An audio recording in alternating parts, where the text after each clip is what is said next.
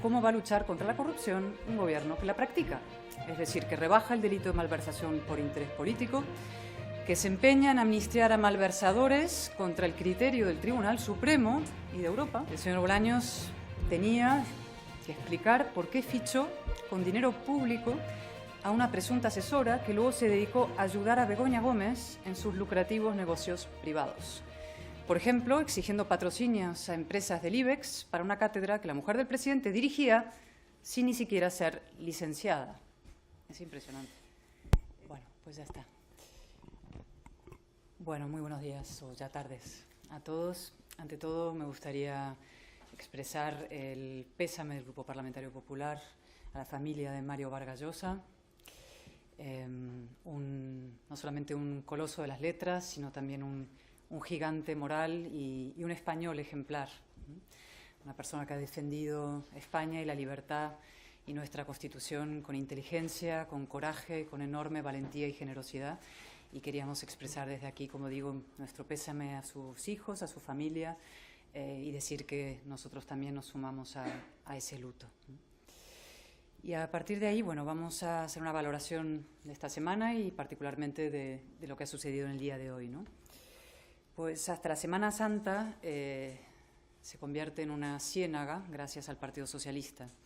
Hace unos días tuvimos el último informe de la Guardia Civil, que apunta que la mujer del presidente del Gobierno pudo favorecer el rescate de Air Europa. Este lunes, la escort, que todos los españoles le pagábamos al ex hombre fuerte del Partido Socialista del Gobierno, señor Ábalos, se negó a declarar en el Senado, pero se ratificó en todo lo que dijo ante el Tribunal Supremo.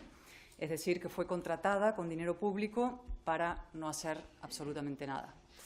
Es decir, con Pedro Sánchez, empresas públicas dependientes del Gobierno han pagado por no ir a trabajar a mujeres que mantenían relaciones sexuales con los ministros.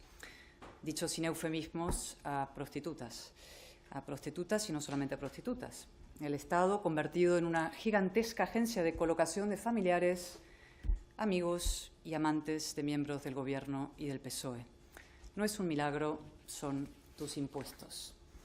Esta semana también hemos conocido que, según los trabajadores del Parador de Teruel, el entonces ministro más poderoso del Gobierno y mano derecha del señor Sánchez, organizó una juerga salvaje en sus instalaciones, también con prostitutas, una gran afición de este Gobierno tan feminista. Y que esa noche también se alojó allí la entonces delegada del Gobierno en Aragón y hoy portavoz del Gobierno y ministra de Educación, de la que todavía esperamos una explicación adulta y pormenorizada, qué ocurrió allí, cuándo se enteró de lo que ocurrió y por qué no lo contó. Y finalmente, lo de hoy, que son dos novedades estelares. Primera, el Consejo de Europa denuncia que el Gobierno no ha aplicado de manera satisfactoria ninguna de sus 19 recomendaciones sobre la lucha contra la corrupción y la integridad en la Administración. Además, le insta a hacer público el informe porque el Gobierno lleva bloqueándolo meses y meses.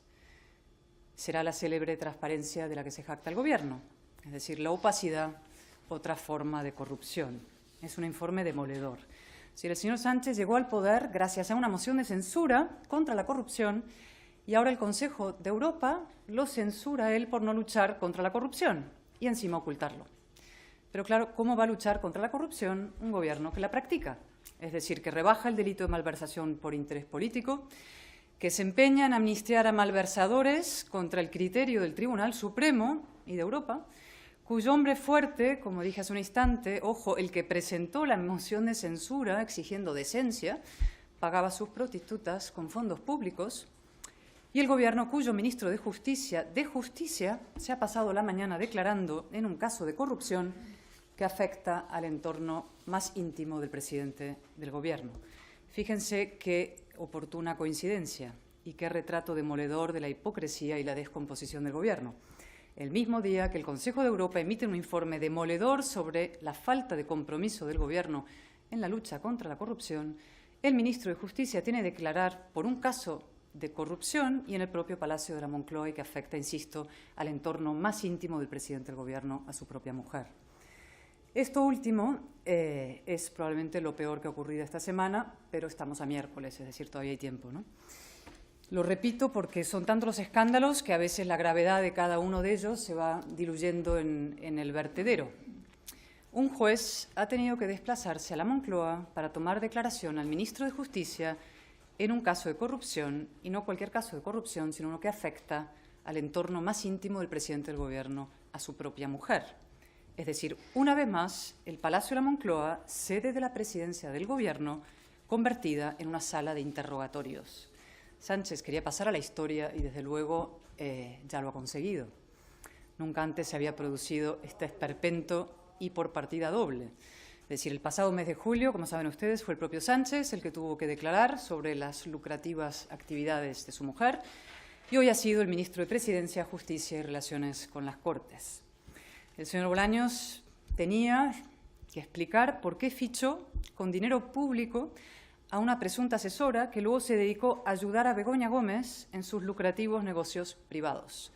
Por ejemplo, exigiendo patrocinios a empresas del IBEX para una cátedra que la mujer del presidente dirigía sin ni siquiera ser licenciada. Es impresionante. Es decir, por resumir, el señor Bolaños debió explicar esta mañana por qué los españoles pagamos con nuestros impuestos no solo las asistentes sexuales de los ministros, sino también las asistentes lucrativas de la mujer del presidente del Gobierno. Suponemos que el señor Bolaños habrá dicho la verdad por una vez en su vida, porque era su obligación como testigo, ¿no? Entendemos que esto le habrá supuesto un esfuerzo gigantesco, porque el señor Bolaños tiene con la verdad una relación de íntima hostilidad. No se rozan ni por accidente. Y del mismo modo, suponemos que no habrá llamado al juez prevaricador a la cara, como tantas veces ha hecho. Y tenemos una lista larguísima de los ataques del señor Bolaños y de otros ministros al juez Peinado y a otros jueces. Al juez Peinado el señor Bolaños le ha dicho de todo.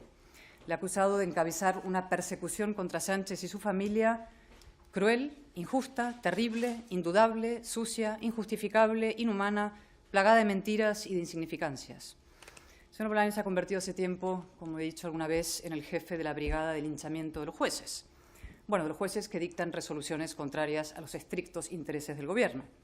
Y la presidenta del Consejo General del Poder Judicial y del Supremo, como saben ustedes, ha tenido que recordarle ya 3 veces que los ataques a los jueces son inaceptables. Y, por cierto, hoy mismo, el ministro Planas ha tenido hoy la pésima idea de también atacar al juez Peinado. Y se ha puesto irónico, ¿no? Ha dicho que le quedan millones de españoles por interrogar para encontrar algo. Desde luego, no sabemos si hay millones de españoles, pero el que desde luego podría declarar ante un juez para aclarar muchos asuntos que afectan la corrupción del Gobierno es el propio señor Planas. Traxa, como saben ustedes, que contrataba prostitutas a costa del erario y a favor de los ministros, depende de su ministerio, directamente, del ministerio del señor Planas. Con lo cual, el señor Planas puede colaborar con la justicia en vez de linchar a los jueces. En cuanto a las declaraciones del señor Marlaska, francamente dan pena, ¿no? Una persona que ha sido juez, pues uno llega a la conclusión, no es que haya perdido la dignidad, es que quizás nunca la tuvo, ¿no? En todo caso, la clave hoy es la siguiente, ¿no? Como a los gobiernos hay que juzgarles por sus propios estándares éticos, nos vemos moral y políticamente compelidos a pedir la dimisión del señor Bolaños. Y es que en la moción de censura contra el presidente Rajoy, el candidato Sánchez sentenció que la mera imagen del presidente declarando como testigo en un caso de corrupción era, y cito literalmente, un punto culminante que exige su dimisión por devaluar la institución. Lo repito, un punto culminante que exige su dimisión por devaluar la institución. Por el mismo criterio, hoy también tenemos un punto culminante.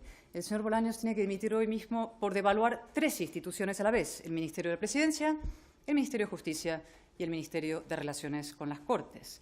De hecho, probablemente sería la mejor manera de responder al demoledor informe del Greco, del Consejo de Europa, ¿no? Que el Gobierno sí lucha contra la corrupción, pues Sánchez puede aplicar sus propios estándares éticos con los que llegó al poder y destituir hoy mismo al señor Bolaños. O mejor aún, convocar elecciones. La única manera de luchar contra la corrupción y de cumplir las exigencias de Europa e incluso las propias esgrimidas por el señor Sánchez para llegar al poder es la convocatoria de elecciones. En cuanto al señor Bolaños, la verdad es que se ha ganado una dimisión a pulso, incluso diré una destitución, es decir, está siendo una calamidad ministerial incluso para los propios intereses del señor Sánchez. El señor Bolaños va a ser recordado por 4 grandes hazañas antidemocráticas. 1. Redactar a 4 pies con un prófugo de la justicia la ley de amnistía, transacción corrupta sin precedentes que encima el Tribunal Supremo considera inaplicable. 2. Mantener contra viento y marea a un fiscal general imputado por revelación de secretos para intentar destruir a una rival del Gobierno, un delito puramente totalitario, y a ver qué cuenta, por cierto, Google del contenido de sus móviles, como le he dicho muchas veces, todo se sabrá. 3. Convertir la presidencia del Congreso de los Diputados en una humillada correa de transmisión del Gobierno y las sesiones de control en una auténtica farsa. Y 4, erigirse en abogado defensor de la familia del presidente del Gobierno investigada por corrupción, incluso colocar todas las instituciones, Fiscalía y Abogacía General del Estado, a su servicio, y todo para acabar declarando el mismo ante un juez. Como he dicho, una calamidad ministerial. La foto del señor Bolaños hoy ante el juez peinado es la viva imagen de su propio fracaso y de la degradación democrática española, de ese proceso que nos lleva de democracia plena a democracia fallida. El Gobierno ha declarado la guerra a los contrapesos democráticos, jueces, medios críticos, oposición, pero la buena noticia, y siempre hay que acabar con una buena noticia, y es muy importante esta buena noticia para todos los españoles, es que esos contrapesos democráticos no se rinden. Los jueces actúan, los medios investigan y la oposición denuncia. Muchas gracias.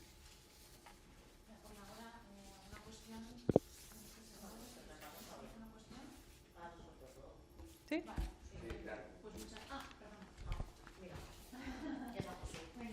Hola, diputada, ¿qué tal? Yo quería preguntarle por 2 asuntos de actualidad. El primero, una valoración de la reunión del ministro Carlos Cuerpo ayer con el secretario del Tesoro estadounidense. Y, en segundo lugar, la información que conocíamos ayer, un alto cargo de la Generalitat informaba a la consejera Prada sobre el barranco del Pollo. Sin respuesta. ¿Se me puede valorar la respuesta? ¿Perdona? ¿Sí? Un alto cargo de la Generalitat informó a la consejera Prada sobre Barranco del Pollo, sin recibir respuesta. Si me puede valorar eso. A mí lo que me ha parecido especialmente significativo es que la delegada del Gobierno declaró ante el juez lo que lleva ocultando tanto tiempo, y es que la Generalitat de Valencia, la Comunidad Valenciana, estaba ciega durante tanto tiempo como hemos venido denunciando, ¿no? Durante muchísimos meses ella ocultó ese hecho y lo tuvo que declarar ante el juez. Y también que la Confederación Hidrográfica del Júcar no informó y no hizo su trabajo, como también venimos denunciando. Y para remarcar este asunto, creemos que la señora Rivera en Europa, a la que tantas explicaciones le pedimos y le exigimos en su día, tiene la obligación ya ineludible de darlas. Por lo demás, el Gobierno debería dejar de utilizar a las víctimas para intentar arañar unos votos. Y respecto a ¿qué otra pregunta me hizo? Sobre la reunión del ministro Cuerpo. Bueno, están haciendo malabarismos, intentando sacar la pata que el señor Sánchez metió también en China, y ya veremos el enorme coste que todos estos vaivenes y estas contradicciones e incoherencias internas del Gobierno acaban teniendo para todos los españoles.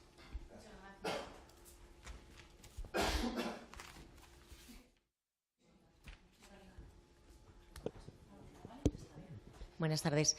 Quería saber si nos puede, no sé si tiene la constancia de si el Gobierno ha contactado con el Partido Popular para pasar el primer paso del escudo antiaranceles con el tema de los avales ICO a las empresas. No sé si Yo no tengo tiene la ninguna confirmación información sobre ese asunto.